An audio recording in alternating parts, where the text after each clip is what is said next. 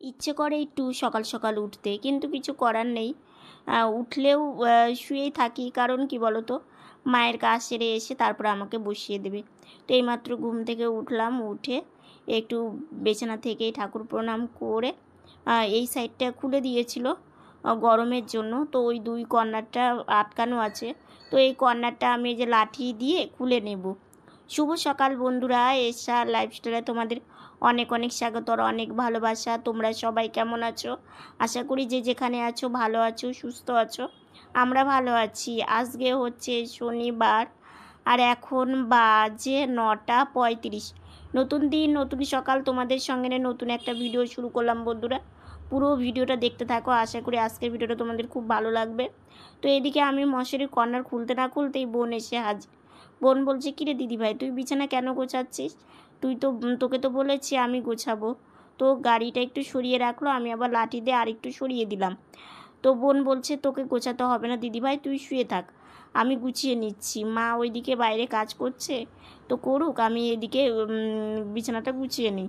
পরে তুই যখন গাড়িতে বসবি তারপরে বিছানাটা ঝাড়ু দিয়ে দিয়ে একদম টান টান করে দেবো আর কি বিছানার চাদর। তো আমি বললাম ঠিক আছে। তো বোনকে বললাম, দে না বোন, আমি কিছু করে দিই তোকে। বলছে না, একদম না, তুই শুয়ে থাক। আমি বললাম তাতে কি হয়েছে, বালিশ তারপরে এগুলো নিয়ে একটু হাতে হাতে এগিয়ে দিই। বলছে না, কিচ্ছু দিতে হবে না, তুই শুয়ে শুয়ে দেখ আমি কাজ করছি সেটাই। মানে ও আমাকে করতেই দেবে না। আসলে কি বলো তো, আমার বোন চায় যে যাতে দিদিভাইয়ের হাতে এর কোনো ব্যথা না লাগে, কারণ আমি তো সেরকম কিছু করতে পারি না। তাই বললাম, আমি তাহলে শুয়ে থেকে কী করব? বলছে তাহলে একটু হাত পা নাড়িয়ে একটু ব্যায়াম কর। তো আমি এই যে দেখো এইভাবে একটু হাত পা নাড়াচাড়া করছি, কারণ দেখো সারাদিন শুয়ে বসে থাকি তো ভীষণ কষ্ট হয়। কোনো সময় হাতে ব্যথা করে, কোনো সময় পায়ে ব্যথা করে, আবার কোনো সময় পিঠ লেগে যায়। তো এইদিকে আমি ব্যায়াম করতে করতে বোনকে বললাম, নে বোন, এটা আমি হাতে দিয়েছি, এটা রেখে দিয়ে। বলছি কেন রে? আমি তো নিবই, তুই ব্যায়াম করছিস, একটু ব্যায়াম কর। তাই বললাম না, আমি একটু এগিয়ে দিই। তো আমি ওকে বললাম, এখানে তোয়ালাটা আছে, মানে কি বলো তো, রাত্রে জিরো লাইট জ্বালিয়ে রাখি, মশারির উপরে না একটা তোয়ালা দিয়ে রাখি, যাতে চোখে আলো না পড়ে, আর অন্ধকার ঘরেও না শুয়ে থাকতে পারি না। তো এদিকে আমি বোন বিছানা গুছিয়ে দিল, আমি আবার হচ্ছে যে লাঠি দিয়ে পর্দাটা সরিয়ে দিলাম, তাহলে জানালাটা খুলে দিতে পারবে। তো বোন এদিকে যে জলের বোতল উলন থাকে 2টো, তো সেই জলের বোতল 2টো আমাকে পাশে থেকে ও হচ্ছে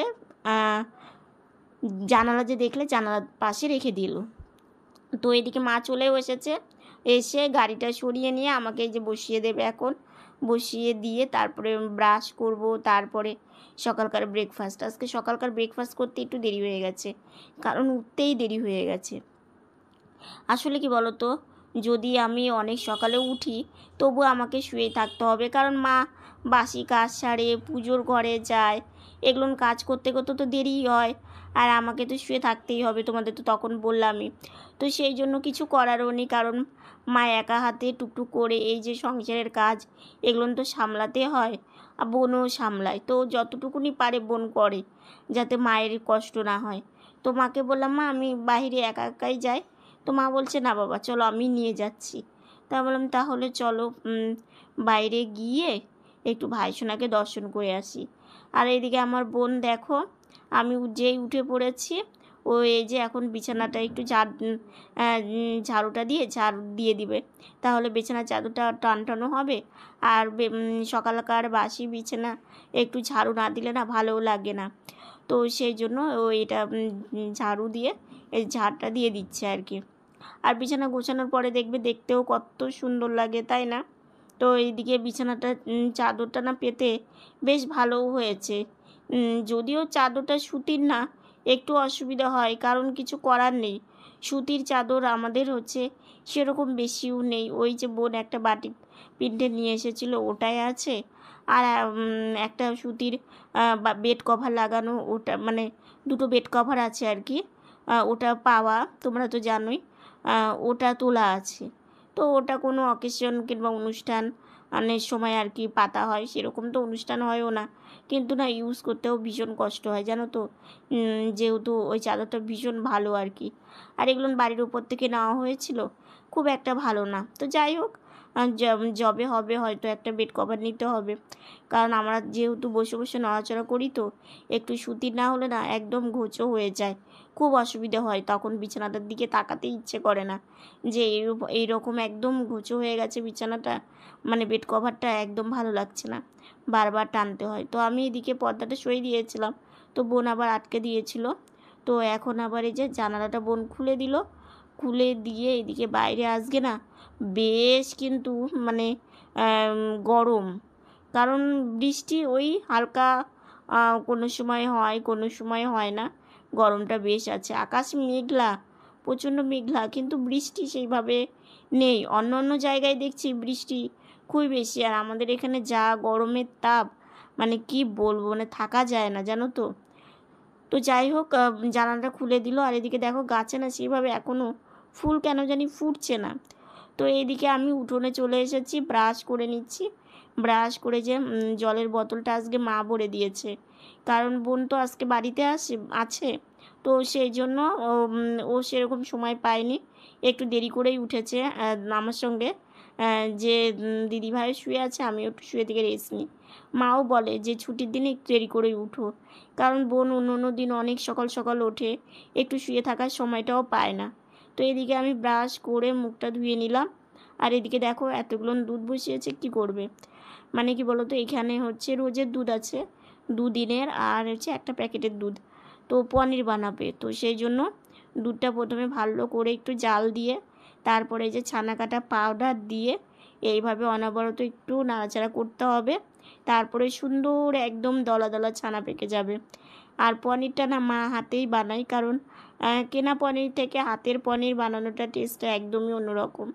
তো এই যে ছানা কেটে না একটু ঠান্ডা হবে, অল্প হালকা ঠান্ডা হওয়ার পরে এটাকে একটা ভালো সাদা কাপড়ে ঢেলে দিয়ে তারপরে কিছু দিয়ে চাপা দেবে, মুখটাকে বেঁধে নিতে হবে, তারপরে শিলনোড়া দিয়ে চাপা দিয়ে কিছুক্ষণ রেখে দিলেই একদম পনির হয়ে যাবে। তো তোমাদেরকে বলে দিলাম, দেখো কত সুন্দর চাপা চাপা ছানা হয়েছে। আর ছানা কাটা পাউডার দিয়েই আমাদের ছানা কাটে আর কি, কারণ জলটা রেখে দিলে না জলটা টক হয়ে যায়, তো সেই জন্যই মানে ছানা কাটা পাউডার দিয়েই ছানা কাটে। তো এইদিকে হচ্ছে আমাদের সকালকার ব্রেকফাস্ট, চা চলে এসেছে, 3 জনের জন্য 3 কাপ চা ঢেলে নিচ্ছে, আর এদিকে মুড়ি বিস্কিট, তো এটা দিয়েই আমরা সকাল সকাল চা মানে ব্রেকফাস্টটা করে নিব আর কি। আর ওইদিকে জানালা দিয়ে একটা বৌদি, মানে পাশের বাড়ির বৌদি বোনের সাথে গল্প করছে, তো বোন আর বৌদিটা কিছুক্ষণ গল্প করলো, বললো যে রান্নাবান্না হয়নি, বললো না আজকে রান্নাবান্নাও হয়নি, আজকে ছুটির দিন, তো সেই জন্য। এদিকে আমি চিড়ে খেয়ে নিচ্ছি, চা একটু পরে খাবো। আর আমার বোন দেখো কাজ মানে সেরে, মানে সকালকার ব্রেকফাস্ট সেরেই কাজে লেগে পড়েছে, মানে কি বলো তো, যেহেতু রাস্তার পাশে আমাদের বাড়িটা, আর সেই মানে ধুলো বালি আসে, তো আমার বোন সব দিকে একটু খেয়াল রাখে, কারণ দেখো জিনিস যত্ন করলেই কিন্তু সেটা কিন্তু ভালো থাকে, আর কে যত্ন করবে, ওই বোন যতটুকুনি পারে। তো দেখো একটা লাঠির সঙ্গে একটা ব্রাশ এইভাবে বেঁধে নিয়েছে, নিয়ে তারপরে এটা দিয়ে যে ধুলো বালিগুলো পরিষ্কার করছে। আর আমাদের গেটটা না এরকম ঢেউ ঢেউ, তো ধুলোটা একদম পুরো আটকে যায়, আর দেখতেও কেমন যেন একটু বাজে লাগে।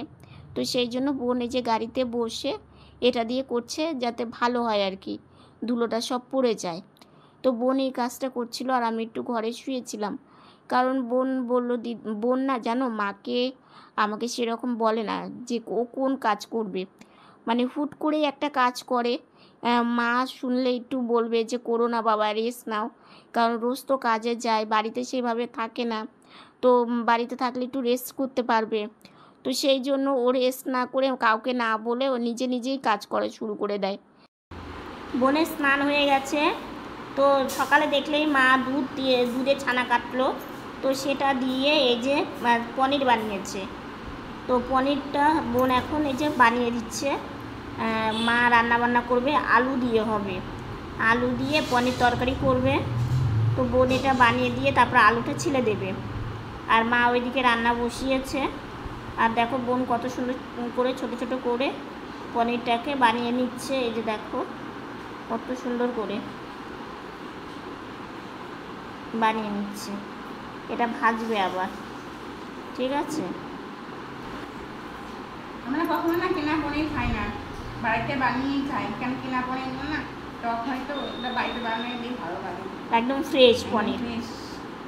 বোনের বানানো হয়ে গেল, এই যে দেখেছো বোনে, যে দেখো বানানো হয়ে গেল।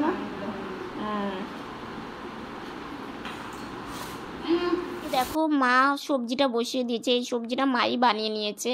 এখানে কচু, ওই যে কচুর মানে শোলা কচুই বলে, ওপরটা কালকে রান্না করেছিল, আর নিচে যে গোড়াটা না ওটা ওই যে আজকে আলু পটল বেগুন সব কিছু দিয়ে একটা চচ্চড়ি টাইপের করছে আর কি, ভাজা চচ্চড়ি, একটু পাঁচফোড়নে সব বাড়াতে দিয়েছে। আর সব কিছু দিয়ে এইভাবে চচ্চড়িগুলো না বেশ ভালো লাগে খেতে, তো সেটাই মা করছে। তো সেটা দেখো হয়েও গেছে, নামিয়ে দেবে। আর এদিকে আমার বোন হচ্ছে আলু ছিলে দিচ্ছে, আলুটা হচ্ছে পনির দিয়ে করবে, তো সেই জন্য আলু আজকে না এভাবে সেদ্ধ করে নিয়ে করছে, তাহলে না ভালো লাগে। এক এক দিন একটু এক এক রকম। বোন ঠাকুর ঘরে চলে গেছে, আর আজকে আমাদের ওষুধ নিয়ে আসা হয়েছে। এই দেখো কেলব্যাগে, মানে আমাদের এরকম মানে ওষুধ আনতেই হয়। এই মাত্রই বাবা নিয়ে আসলো ওষুধ, আমি এখানে বসে দেখলাম যে ঠিকঠাক সব নিয়ে এসেছে কি না, তো না সব ঠিক নিয়ে এসেছে। আর এখনও স্নানে যেতে পারিনি, কারণ মা রান্নাঘরে ব্যস্ত আছে, তো স্নানে যাব। বোন ওইদিকে সব কিছু গুছিয়ে নিচ্ছে, আর হচ্ছে আমি এখানে একটু বসে আছি। আর আজকে রৌদ্রু নেই, মানে হালকা রৌদ্রু, আর গরমটা আছে, কিন্তু দুদিন যা গরম পড়েছিল তার থেকে তুলনামূলক একটু কম আর কি। তো কি করা যাবে, গরমের দিন তো গরম পড়বেই। হাওয়া আছে, ঠিক আছে, হাওয়া আছে। মা এখন এই যে পনির তরকারিটা রান্না করবে, তারপরে এদিকে মা পনিরটাও ভেজে নিচ্ছে। পনিরটা ভেজে তারপরে ঝোলটা করে নেবে। আর পনিরটা হালকা করেই ভেজে নেয়, বেশি ভাজে না। আর বেশ মানে এই পনিরটা না ভাজা খেতেও কিন্তু বেশ ভালো লাগে, যেহেতু ভাইসোনার ভোগ না দিয়ে কিছুই মুখে দেওয়া হয় না আর কি, তো সেই জন্যই ভাজা পনির কোনো সময় রাখতেও বলি না, যে ভাইসোনার ভোগ নিবেদন করা হবে, তারপরে সবাই প্রসাদ পাওয়া হবে আর কি। তো যাই হোক, এই যে পনিরটা ভাজা হয়ে গেছে, পনিরটা তুলে রাখলো। আর অর্ধেকটা আছে, মানে দুবারে ভেজে নিয়েছে পনিরটা, একবারে হয় না, একবারে দিলে না বেশি হয়ে যাবে, তো সেই জন্য অল্প অল্প করে দুবার করে ভাজলে তাহলে ভালো হয়। প্রথমবারেরটা ভাজা হয়ে গেছে, আর দ্বিতীয় ব্যাচটা ভেজে তারপরে ঝোলটা করে নেবে। তো আজকে আর তোমাদের ঝোল রান্নাটা দেখালাম না, কারণ তোমরা তো জানোই আমার প্রায় ভিডিওতেই দেখবে যে পনির রেসিপিটা আছে, কিভাবে রান্না করা হয় আর কি। তো এই যে হয়ে গেছে, আর একটু শুকিয়ে এলেই নামিয়ে দেবে। এই যে দেখো আলুগুলো না পুরো ভেঙে দেয়নি, একটু আধা ভাঙা করে দিয়েছে, মানে কিছুটা গোটায় আছে, কিছুটা ভেঙে দিয়েছে। আর চচ্চড়িটা ফাইনাল লুক দেখো, বেশ ভালো হয়েছিল খেতে, জানো তো। আর একটু অন্যরকম, যেহেতু কচু আলু পটল সব কিছু দেওয়া আছে আর কি। আর এদিকে শসা আর লেবু। চলো এবার ভাইসোনার ভোগ তোমাদের দর্শন করায়। আজকে ভাইসোনাকে ছানার জিলেপি, পনির ঝোল, চচ্চড়ি, লেবু আর শসা দিয়ে আমার ভাইসোনাকে আজকে ভোগ নিবেদন করা হয়েছে। আর একটা দিদিভাই এই মিষ্টিটা মানে পাঠিয়েছে, তো ভাইসোনাকে ভোগও দেওয়া হয়েছে, তো ভীষণ ভালো লাগছে, তাই না। আমার ভাইসোনাকে দেখো কত সুন্দর সাজুগুজু করে বসে মানে সেবা দেওয়া হয়েছে আর কি। আর ভালো লাগে ফুল দিয়ে না পুজো দিলে, একদম মনটা পুরো ভরে যায়। সকালে মা দিয়েছে, আর অন্নভোগটা বোন দিয়েছে। এদিকে মা মঙ্গলচণ্ডীর চরণে ফুল দেওয়া হয়েছে। গাছে ওই যে চন্দন জবা ফুটেছিল, যেটাকে গোবিন্দ জবা বলা হয়, তো সেই জন্য। আর এই যে দেখো ভোগটা আবারও তোমাদেরকে একটু দর্শন করিয়ে নিলাম, কেমন লাগছে অবশ্যই জানিও, আমার তো বেশ ভালো লাগে। তো এইদিকে অনেকক্ষণ পর তোমাদের সামনে আসলাম, স্নান করে একটু রেস্ট নিচ্ছিলাম। তো মা বলছে বাবা কয়েকদিন থেকে ভাবছি তোমাকে একটু ঘুরতে নিয়ে যাবো বাইরে, সেভাবে সময় হয় না মায়ের। তো মা আর আমি একটু ঘুরতে বেরিয়েছি, তো মা একটা জেঠিমার বাড়িতে গেছে, তো আর আমি এখানে একটু বসে আছি। বাইরে থেকে এসে ক্যামেরাটা অন করাই হয়নি, সন্ধ্যাবাতি দিল, আমি একটু শুয়ে থেকে রেস্ট নিলাম। আর ভীষণ হাওয়া উঠেছিল, জানো তো, বৃষ্টি হয়নি, হাওয়া উঠেছিল। আজকেও এই ঘরে এসেছি, কারণ এই ঘরটা ভীষণ ঠান্ডা। আমার দেখো বসার গদিটা এই যে আর এই ফ্যানটা পড়ে মানে স্টোভগুলো একটু ভেঙে গেছে, তাও চলছে আর কি মোটামুটি। আর এই ঘরে এসেছি, এখানে বোন বসে আছে, এই যে দেখো বোন বসে আছে, আর এই যে পর্দাটা হাওয়াতে বেশ উঠছে। আর এই ঘরটা না বেশ কমেছে, মানে গরমটা অনেকটাই কমেছে, তাই না? তো বোন আর আমি একটু কিছু সময় হলো না, আর একটু বারান্দাতেও বসেছিলাম, আমি আর বোন একটু বারান্দাতে বসেছিলাম কিছুক্ষণ আর কি, বেশ হাওয়া আছে তো, মানে এই বারান্দাটায় মানে যদি বসা যায় না তোমার ঘরের মধ্যে আসতে ইচ্ছে করে না, বাইরের যে একটা খোলামেলা হাওয়া সেটা যে কী ভালো লাগে। আর জানো তো আজকে 8:30 বেজে গেছে, আমাদের এখনো চাই খাওয়া হয়নি। তো মা চা বসিয়েছে, খাবো, মানে এটা ওটা করতে করতেই মানে রাত হয়ে গেল। কি করব বলো, কিছু করারও নেই। তো যাই হোক, মায়ের একা হাতে সব কিছু করা। তো মা চা নিয়ে আসছে, এখন চা খাওয়া দাওয়া করে এই ঘরেই থাকবো একবারে রাত্রে। প্রিয়াঙ্কা দি আমাদের জন্য মিষ্টির পয়সা দিয়েছিল আজকে, আমি প্রিয়াঙ্কা দির জন্য আজকে অনেক মিষ্টি খেয়েছি আমরা। প্রিয়াঙ্কা দিদি ভাই আমাদের জন্য মানে মিষ্টি দিয়ে মানে মিষ্টি খেতে বলেছিল, তো আজকে অনেক মিষ্টি খেয়েছি। তো ভীষণ খুশি। আর মানে ছানার জিলাপিটা এত ভালো ছিল। হ্যাঁ ভালো লেগেছে আমার দুজনে। হ্যাঁ, দিদিভাই একটা মানে পেজ মানে পেয়ে গেছে, মানে সেটা চলে গেছিলো, তো ওটার জন্য মানে আমাদের অনেক অনেক খুশি হয়েছি। আর সত্যিই তাই, একটা যে কোনো কিছু কষ্ট করে করা যে কতটা কষ্টের, মানে সেটা যে করে সেই বোঝে। আমরা তো বুঝি যে কত কষ্ট হয়, হয়তো বোঝা যায় না, কিন্তু আমরা বুঝি যে কতটা কষ্ট। তো যাই হোক, চা চলে এসেছে, এখন আমরা চা খেয়ে নিই, ঠিক আছে? তো চা খাওয়ার পরে একটু শুয়েই ছিলাম, তো শুয়ে থাকতে থাকতে বোনও শুয়েছিল, তো হঠাৎ করে না শরীরটা একটু খারাপ লাগলো। তো আমি ভাবলাম এরকমটা কেন লাগছিল, তো প্রচণ্ড অ্যাসিডিটি হয়ে গেল আর শরীরটা ভীষণ খারাপ লাগছিল। তো তারপরে আমি তো গাড়িতে বসতে পারি না, মাকে বললাম, তো মা আমাকে গাড়িতে বসিয়ে দিল। মানে কি, আমার জীবনে না খেয়েও শান্তি নেই। আমি যে ইচ্ছে মতো একটু কিছু খাওয়া দাওয়া করবো, যেটা আমার মন ভালো লাগে কিংবা আমি খেতে ভালোবাসি, সেই খাবারগুলো যে আমি খাবো সেটাতেও আমার শান্তি নেই। কারণ কেন বলছি এই কথাটা, যেমন আমি পনির খেতে ভালোবাসি, ঠিক আছে? তো আজকে পনির রান্না করেছে, তো এবার পনিরটা যদি একটু বেশি খাই কিংবা মানে মাপ মতোই, সকালে ভাত খেয়েছি, দুপুরে তো বিকেল করে আর খাই না, আগে তাও খেতাম, এখন আর খাই না, টুকটাক এটা ওটা যদি খেলাম তো খেলাম, আর না খেলাম তো একবারে সন্ধ্যাবেলা চা খেয়ে রাত্রিবেলা ভাত খেয়ে নিই। তো আজকে রাত্রে আর ভাতও খেতে পারিনি, বলছি কেন খেতে পারিনি। তো তারপরে গাড়িতে বসলাম, বসে প্রচণ্ড শরীরটা খারাপ লাগছিলো, তারপরে হচ্ছে এটা ওটা খেলাম, তো কিছুতে কিছু হলো না। তারপরে না পেরে একটা ওষুধই খেয়ে নিলাম, অ্যাসিডিটির ওষুধ আর কি, খেলাম, বোন দিল, খেয়ে দিয়ে তারপরে বসে আছি, মনে হচ্ছে শরীরটা ভীষণ কষ্ট হচ্ছে। তারপরে হচ্ছে কি করি, বসেই থাকলাম অনেকক্ষণ। মানে দেখো, শরীর ভালো না লাগলে দেখবে কিছু ভালো লাগে না, তখন আর ক্যামেরাটাও অন করিনি। তারপরে হচ্ছে বসে থেকে বাবা আসলো। বাবা তো জানোই আমার শরীর খারাপের কথা শুনলে বাবা ভীষণ টেনশন করে। তো বাবা বলছে, মানে কি বলো তো, আমি না মিষ্টি জাতীয় কিংবা ভাজা জিনিসটা, এই দুটো জিনিসই না আমি খেতে পারি না।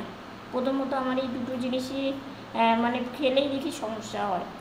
যেমন হচ্ছে ভাজা বলতে আজকে একটু ছানার জিলাপি খেয়েছিলাম, তো খুব ভালোবাসি ছানার জিলাপিটাকে না, আমি ভীষণ ভালোবাসি। তো সেই জন্যই বাবাকে বলেছিলাম আনতে, তো এনেছিল, খেয়েওছি। কিন্তু আমার না মানে মিষ্টি আবার এদিকে ভাজা, তো দুপুরে খেয়েছি সেরকম কোনো প্রবলেম হয়নি।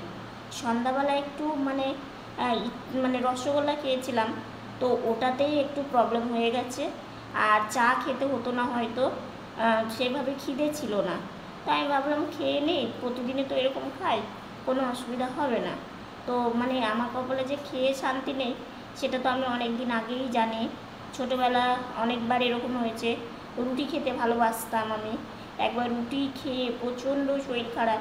একবার আমি ঘি, মানে যেগুলো ঘি করে মানুষ, ঘি যে খায় সেটা যখন আগে যে একটা চাচির মতো বের হয় না, ওইটা আমি খেয়েছিলাম অনেক ছোটোকালে। ওই চাচি খেয়ে মুড়ি দিয়ে চিনি দিয়ে মা মাখিয়ে দিয়েছিলো, খেয়েছিলাম আমি আর বোন। তো এবার আমরা দুই বোনই একসাথে অসুস্থ হয়ে যাই।